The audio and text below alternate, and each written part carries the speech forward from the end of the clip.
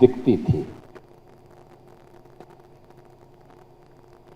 जो दूसरों का पेट भरने के लिए अन्न उत्पन्न करते थे, उनके बच्चे स्वयं भूख से तड़पने के लिए मजबूर होते थे। जो बड़ी बड़ी हॉस्पिटल की इमारत बनाने में योगदान करते थे, उन श्रमिकों के लिए स्वयं के उपचार के लाले पड़ते थे। जो दूसरों के लिए सुविधा देने के लिए दिन रात, सर्दी गर्मी, आंधी तूफान, इन सब की परवाह के बगैर कार्य करते हैं, और श्रमिक अभाव में जीता था। लेकिन हम सबसे पहले आभारी हैं प्रधानमंत्री मोदी जी के, जिन्होंने श्रमिकों को सम्मान देकर के, उनके श्रम को सम्मान देकर के देश को श्रममेव जयते के इस उद्घोष के साथ जोड़ने का काम किया। आपने केशव जी के भाषण को सुना। उन्होंने कहा कैसे श्रमिकों का सम्मान प्रधानमंत्री जी ने महाकुंभ के आयोजन के अवसर पर उनके पाद प्रक्षालन के माध्यम से, पांव प्रक्षालन के माध्यम से किया।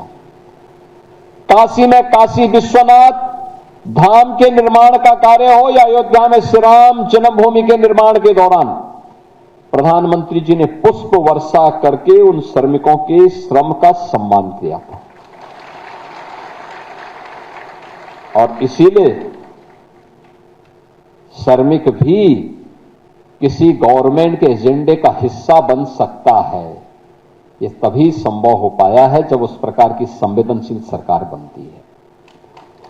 बहनों और भाइयों, कभी कोई सोचता था श्रमिक के पास भी अपना आवाज होगा? पिछले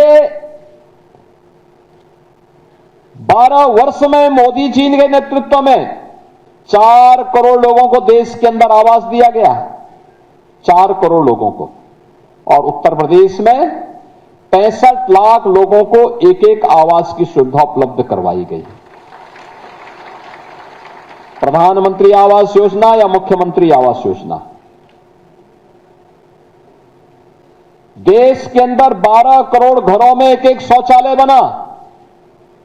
उत्तर प्रदेश के अंदर 2 करोड़ 61 लाख परिवारों के लिए एक एक शौचालय का निर्माण हुआ।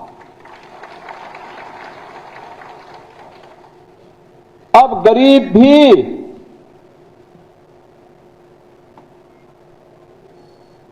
किसी भी बड़े से बड़े हॉस्पिटल में, जिस हॉस्पिटल के बनाने में किसी श्रमिक के पसीने की बूंद लगी है, उसमें गरीब का भी उपचार होगा, क्योंकि मोदी जी ने आयुष्मान भारत की सुविधा दी है। और हमारे श्रमिकों को पहले से सुविधा है। जो बचे हुए हैं उनके लिए आज मैं घोषणा करने जा रहा हूं।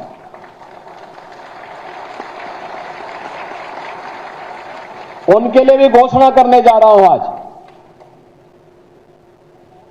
अब केवल स्कूल का निर्माण करके अब अपने आप के बच्चे वंचित नहीं रहेंगे। हमने शुरुआत की है अटल आवासीय विद्यालय से, और अटल आवासीय विद्यालय के बाद आज हम लोगों ने जेवर में भी एक मुख्यमंत्री कंपोजिट विद्यालय की आधारशिला रखी है, जिसमें श्रमिकों के ही बच्चे पढ़ेंगे।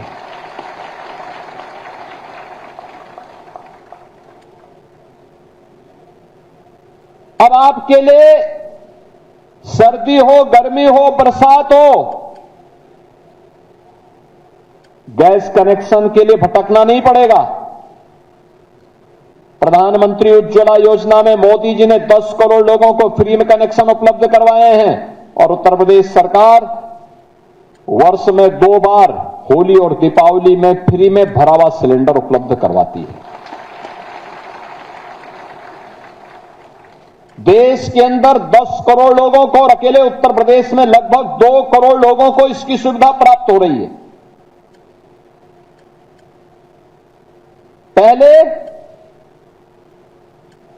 गरीब का राशन कुछ लोग चट कर जाते थे। आज प्रदेश के अंदर 16 करोड़ लोगों को फ्री में राशन की सुविधा का लाभ प्राप्त हो रहा है। जो भी गरीब के हक पे डकैती डालता था, उनकी जगह हवालात में, हर व्यक्ति सम्मान के साथ जी सके। और आज इसीलिए, क्योंकि आपकी वास्तविक मेहनत को, आपके श्रम को सम्मान दिया गया है। आपने देखा होगा पहले होता क्या था, खेतों में काम हमारा बटाईदार और श्रमिक करता था। अगर मेहनत उसने खेत हुंडा पे लिया और खेत किसी आपदा की चपेट में आ गया तो बेचारा कर्ज की तले दबता था। अब सरकार ने क्या किया, कहा कि नहीं, आपदा आएगी, केवल मुआवजा जिसका खेत है उसको नहीं मिलेगा, बटाईदार को मिलेगा। बटाईदार जिसने जो खेती कर रहा है। आपदा की चपेट में अगर कोई बटाईदार या